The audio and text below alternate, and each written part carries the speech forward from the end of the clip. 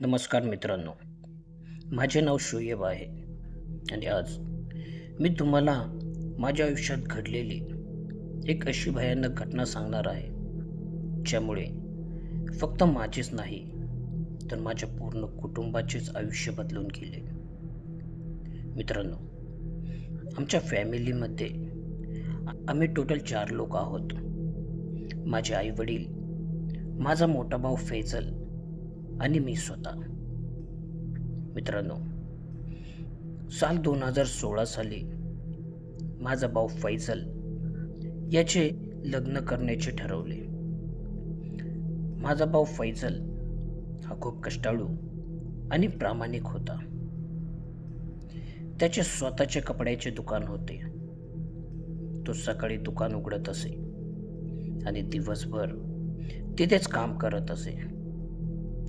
त्याचे दुकानही खूप छान चालत असे आणि आता आई वडिलांनी त्याचे लग्न करून घरात एक सून आणण्याचे ठरवले होते आणि त्यासाठी ते मुलगीही शोधू लागले होते. बऱ्याच मुली पाहिल्यानंतर माझ्या आई वडिलांनी एका मुलीला पसंत केले. ती मुलगी आमच्याच एका लांबच्या नात्यातील होती. मुलगी पसंत झाल्यावरती माझ्या आई वडिलांनी लगेच सुपारीही फोडून टाकली आणि लग्नाची तारीख 3 महिन्यानंतरची पकडली. आता इथपर्यंत सगळे काही व्यवस्थित चालले होते, पण सुपारी फोडल्यानंतर 2च दिवसांनी सगळं काही बदलू लागले. घरामध्ये कारण नसतानाही एका मागून एक माणूस आजारी पडू लागले. कधी वडील आजारी असायचे, तर कधी आई, कधी फैजल, तर कधी मी. आणि इतकेच नाही, तर फैजललाही त्याच्या व्यवसायात नुकसान होऊ लागले. दुकानातील गिराईक हळूहळू कमी होऊ लागले. माझेही काम सुटले आणि मी आता घरीच बसून होतो. वडील पण आजारी असल्यामुळे त्यांना जास्त काम करू शकत नव्हते आणि बघता बघता आमची आर्थिक परिस्थिती ढासळू लागली.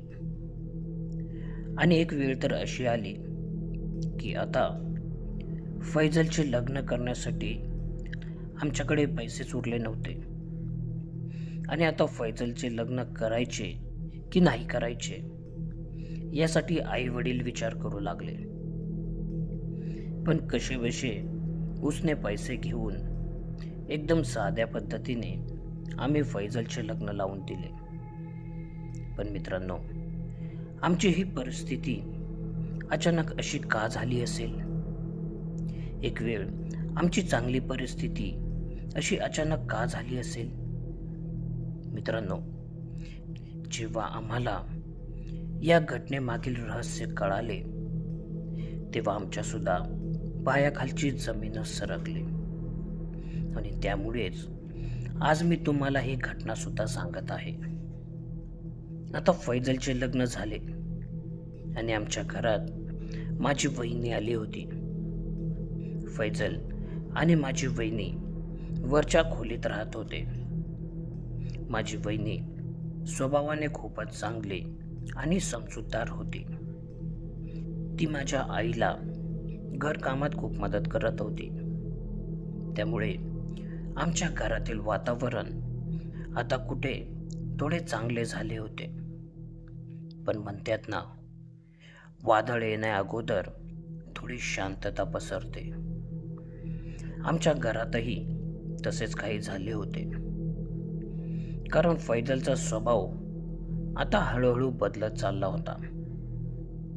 तो वहिनीसोबत सतत भांडण करत असत.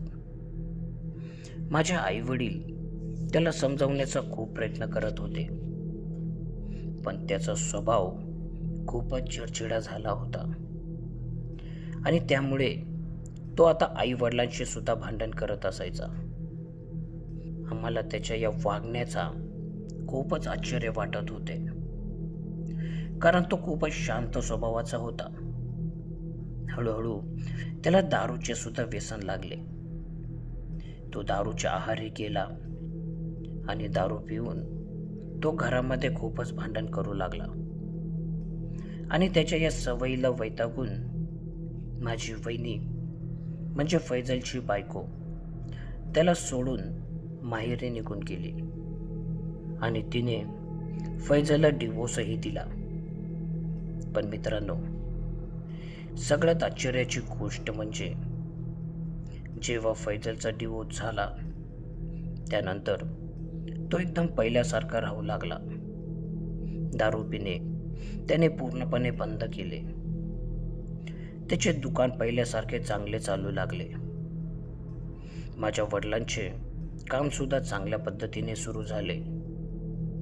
मी सुद्धा पहिल्यासारखे पैसे कमवू लागलो होतो आणि आमच्या घरात पुन्हा पहिल्यासारखे पैसे पाणी येऊ लागले होते. आमची आर्थिक परिस्थिती आता पहिल्यासारखी सुधारली होती. आता या घटनेला जवळपास 1 वर्ष पूर्ण झाला होता. आईवडिलांनी फैजलचे पुन्हा लग्न करण्याचे ठरवले, पण फैजल आता लग्न करण्यासाठी तयारच नव्हता. त्यामुळे आईवडिलांनी आता माझे लग्न करण्याचे ठरवले आणि आमच्या नात्यातीलच एक चांगली मुलगी बघून माझे सुद्धा लग्न करून दिले.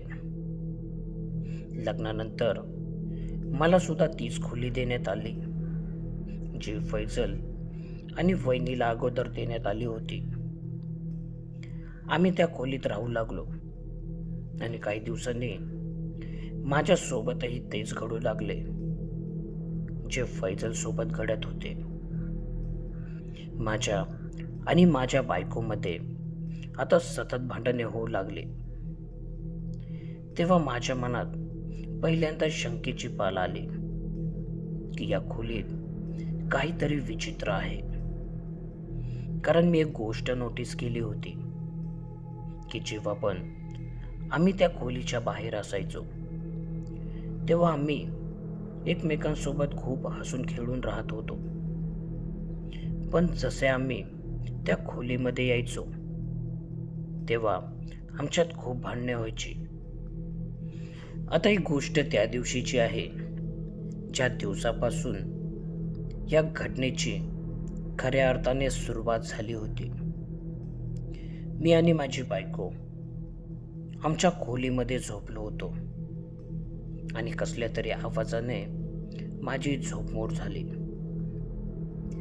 मी उठून इकडे तिकडे पाहिले पण मला काहीच दिसले नाही आणि मी पुन्हा झोपण्याचा प्रयत्न करू लागलो आणि इतक्यात माझी नजर खिडकीकडे गेली. मला खिडकीतून एक अस्पष्ट अशी काळी आकृती घरामध्ये येताना दिसली. ती आकृती खूपच अस्पष्ट होती. त्यामुळे मला वाटले की कदाचित मला भास होत असेल. पण ती आकृती हळूहळू आमच्या दिशेने येऊ लागली. खरं तर त्यावेळी मी खूप घाबरलो होतो. माझ्या तोंडातून आवाज सुद्धा निघत नव्हता. मला असे वाटत होते की माझ्या बायकोला उठवावे, पण माझे शरीर एक लकवा मारल्याप्रमाणे सुस्त पडले होते. फक्त माझे डोळे आणि माझा मेंदूच काम करत होता. हळूहळू ती आकृती माझ्या बायकोपाशी येऊन थांबली आणि एका सेकंदात ती आकृती माझ्या बायकोच्या शरीरात शिरली. आणि मित्रांनो, पुढे जे काही झाले ते मी माझ्या आयुष्यात कधीच अनुभवले नव्हते. ती आकृती माझ्या बायकोच्या शरीरात जाताच माझ्या बायकोचे पूर्ण शरीर एकदम ताठ झाले. तिचे डोळे पांढरे फट पडले होते आणि दात कट कट कट आवाज करू लागले होते. मी खूप घाबरलो आणि पळत माझ्या खोलीच्या बाहेर आलो. खाली झोपलेल्या माझ्या आईवडिलांना मी उठवले. त्यांना घडलेली सर्व घटना सांगितली. माझ्या आईने वरती जाऊन बघितले तेव्हा सगळे काही पहिल्यासारखे व्यवस्थित झाले होते. माझी बायको त्यावेळी गाढ झोपेत होती. माझ्या आईने माझ्या बायकोला उठवले आणि खाली यायला सांगितले आणि आईने ती खोली बंद केली. खाली आल्यावरती माझ्या आईने काही कलमा वाचले आणि आम्हाला खाली झोपायला सांगितले. दुसऱ्या दिवशी सकाळी आईने आमच्या त्या खोलीला कुलूप लावले आणि सगळ्यांना त्या खोलीत जाण्यापासून सक्त मनाई केली. कदाचित माझ्या आईला काहीतरी समजले होते जे तिने आम्हाला सांगितले नव्हते. आता या घटनेला 1 महिना उलटून गेला होता आणि घरामध्ये सगळे काही व्यवस्थित चालू होते. पण एके रात्री आम्ही सगळे जेवण करून बसलो होतो तेव्हा माझ्या वडिलांना छातीत जोरजोरात दुखू लागले. आम्ही त्यांना घेऊन लगेच जवळच्या एका दवाखान्यात गेलो. पण दवाखान्यात गेल्यावरती आम्हाला समजले की माझ्या वडिलांच्या पोटात गॅस झाला होता आणि त्यामुळे त्यांना छातीतही दुखत होते. आम्ही त्यांना घेऊन पुन्हा घरी आलो आणि आश्चर्याची गोष्ट म्हणजे त्या दिवसानंतर माझ्या वडिलांना रोज रात्री जेवल्यानंतर पोटात गॅसचा त्रास होऊ लागला आणि 4-5 दिवस गेल्यानंतर माझ्या आईने मला सांगितले की जवळच राहणाऱ्या एका मौलानाला बोलून आण. पहिले तर मला समजलेच नाही की आई मौलानाला कशासाठी बोलवत आहे. पण जेव्हा मौलाना घरी आले आणि त्यांनी घरी येताच आमचे सगळे घर बघितले आणि एका जागी थांबून त्यांनी आम्हाला खोदायला लावले. जेव्हा आम्ही त्यांनी सांगितलेल्या जागेवरती खोदले तेव्हा त्यात आम्हाला जे काही मिळाले ते पाहून आमच्या पायाखालची जमीनच सरकली. कारण तिथे आम्हाला एक लाल रंगाचा कपडा मिळाला. त्या कपड्याला कुणीतरी गाठ मारून ठेवली होती. त्या कपड्याची गाठ खोलताच त्यात आम्हाला एक लिंबू जे काळे कुट्ट पडले होते त्यावर हळद कुंकू टाकले होते, हिरव्या बांगड्या होत्या. हे पाहून आम्हाला आमच्या डोळ्यांवरती विश्वासच बसत नव्हता की हे सगळं आमच्या घरामध्ये मिळाले होते. कारण आम्ही मुस्लिम असल्यामुळे हळद कुंकू आम्ही कधीच घरात आणले नाही. आणि दुसरी गोष्ट म्हणजे जर कोणी आमच्या घरात येऊन हे बोलले होते तर आमच्यापैकी कुणालाच कसे समजले नाही. त्या मौलानांनी तो सगळा उतारा उचलून त्यांच्या सोबत घेऊन गेले. पण जेव्हा ते घरातून बाहेर जात होते तेव्हा एक क्षण ते दरवाजापाशी थांबले आणि त्यांनी मागे वळून त्या खोलीकडे पाहिले ज्याला आईने कुलूप लावून ठेवले होते. त्या दिवसानंतर माझ्या वडिलांना पुन्हा कधी छाती दुखले नाही. पण पुढे आमच्यासोबत जे काही होणार होते ते यापेक्षाही खूपच भयानक होणार होते. काही दिवसांनी आम्हाला घरामध्ये विचित्र घटना घडू लागल्याचे जाणू लागले. रात्री 2 वाजल्यानंतर आम्हाला वरच्या खोलीत कोणीतरी चालत असल्याचे जाणवत होते. जसे त्या खोलीत कोणीतरी आतमध्ये होते. आतमधून दरवाजा वाजवल्याचा आवाज येत असत आणि जेव्हा आम्ही दरवाजा उघडून पाहिले तर आतमध्ये कोणीच नव्हते.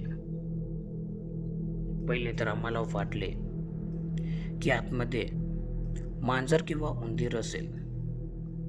पण जेव्हा ही गोष्ट दररोज आणि बरोबर रात्रीच्या 2 वाजता घडू लागल्यावरती आम्हाला या घटनेमागे काहीतरी विचित्र असल्याचे जाणवले. कारण काही दिवसांपूर्वीच आमच्या घरामध्ये उतारा मिळाला होता आणि त्यामुळे आईने मला पुन्हा त्या मुलांना बोलवायला सांगितले. आणि जेव्हा मी त्या मुलांना त्यांच्या घरी बोलवायला गेलो तेव्हा मला समजले की ते मुलांना खूप आजारी आहेत. त्यांना नीट चालताही येत नाही. जेव्हा मी त्यांच्या घरच्यांना त्यांच्या या आजारपणाबद्दल विचारले तेव्हा मला समजले की जेव्हापासून त्यांनी आमच्या घरातून तो उतारा घेऊन गेले होते त्या दिवसापासूनच त्यांची तब्येत खूपच खराब झाली होती.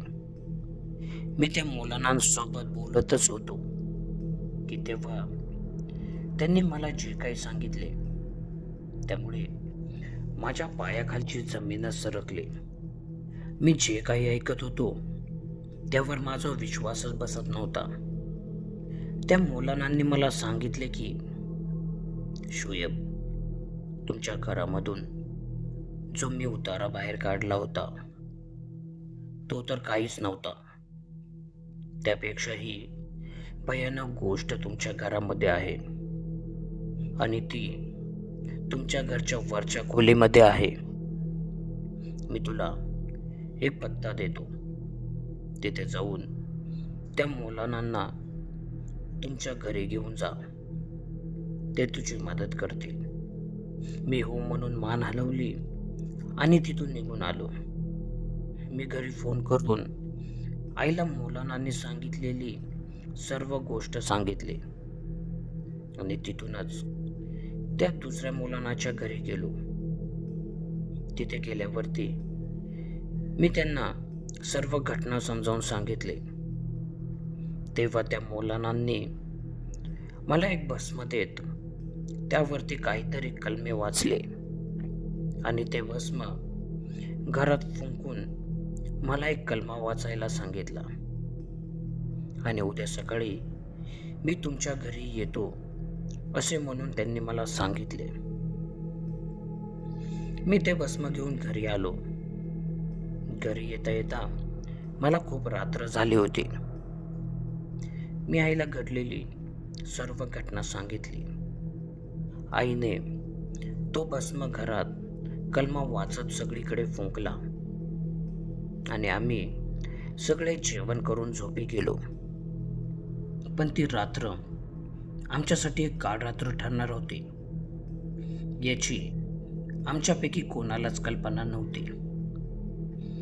आम्ही सगळे गाढ झोपीत होतो आणि घड्याळात रात्रीचे 2 वाजले होते आणि इतक्यात घरात एक जोरात किंकाळी फुटली. त्या भयानक आवाजाने आमच्या सगळ्यांची झोप उघड झाली. आम्ही सगळे धडपडून जागे झालो आणि हा आवाज कुठून आला आहे त्यासाठी इकडे तिकडे पाहू लागलो. आणि आता आम्ही सगळे एकाच जागी जमा झालो होतो. सगळ्यांच्या चेहऱ्यावरती एकच भीती दिसत होती. आम्ही एकमेकांकडे बघून काय झाले असेल याचा विचार करतच होतो की इतक्यात पुन्हा तोच भयानक आवाज, कानठाळ्या बसणाऱ्या किंकाळ्या. त्याच वेळी अचानक घरातील लाईट सुद्धा गेली.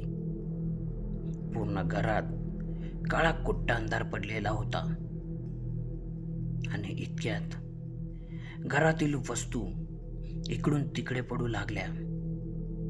घरातील भांडी जोरजोरात वाजू लागली.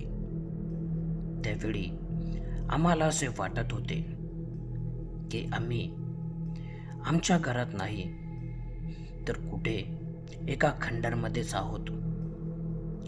आम्ही सगळेच घाबरलो होतो आणि आमच्या सोबत हे काय होत आहे हे कोणालाच कळत नव्हते. तेव्हा इतक्यात माझे वडील जोरात ओरडले आणि आम्हाला खालच्या एका खोलीत जमा व्हायला सांगितले.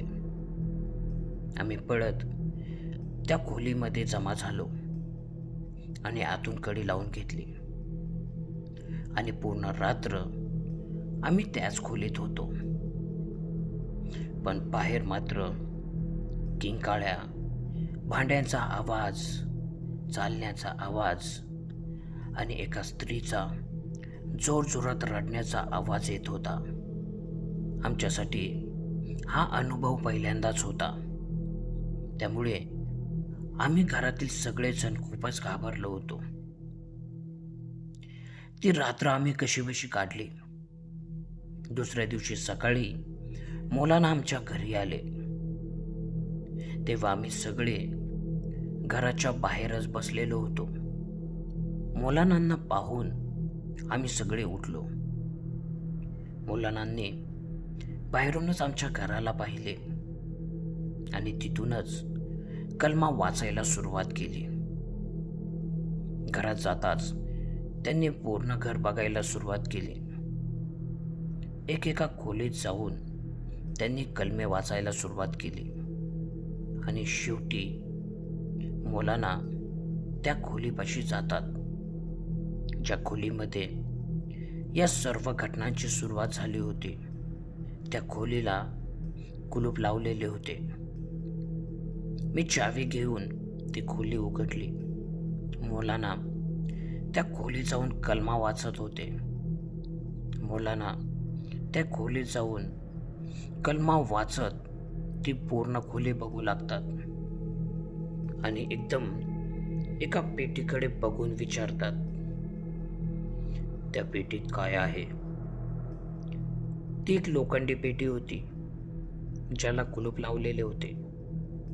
पण त्या कुलपाची चावी घरामध्ये कोणाकडेच नव्हती, कारण ती पेटी आमच्यापैकी कोणाचीच नव्हती. तर ती पेटी फैजलची बायकोची होती. पण आता सगळ्यांना हा प्रश्न पडलेला होता की त्या पेटीत असे काय आहे जे आम्हाला कधीच दिसले नाही, पण मौलानांना दिसले. मौलानांनी त्या पेटीचे कुलूप तोडायला सांगितले. मी आणि फैजलने आम्ही कसेबसे ते कुलूप तोडले.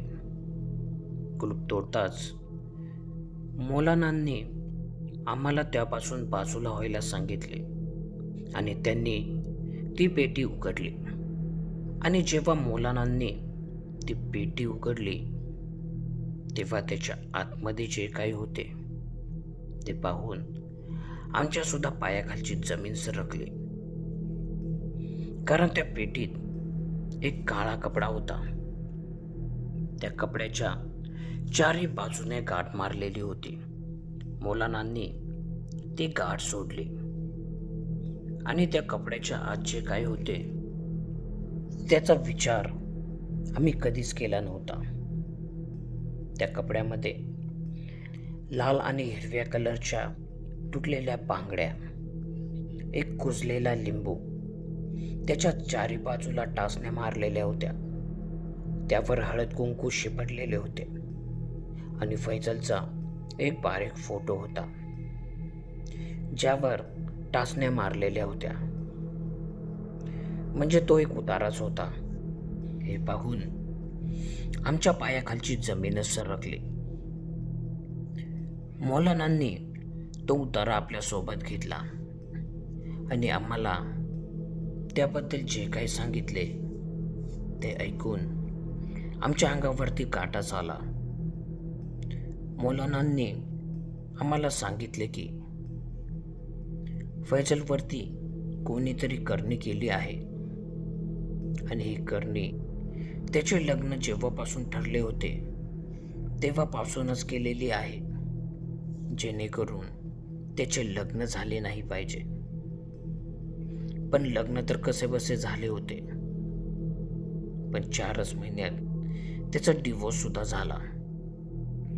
तेव्हा आम्हाला असे वाटले की हे सगळे फैजलच्या बायकोनीच केले असावे, पण आमची फॅमिली तर मुस्लिम होती आणि हा केलेला उतारा, हळद कुंकू आणि टाचण्या जे आमच्यात कधीही वापरत नसत, याचे उत्तर आम्हाला आजपर्यंत कधीच मिळाले नाही. मौलानांनी तो उतारा दूर कुठे नेऊन दफन केला. त्या दिवसापासून आमच्या घरात परत कधीच विचित्र घटना घडली नाही, पण आम्ही तो रूम कायमचाच बंद करून ठेवला. आज या घटनेला जवळपास 9 वर्ष पूर्ण झाली आहेत, पण आमच्यासाठी ती घटना आजही तितकीच ताजी आहे.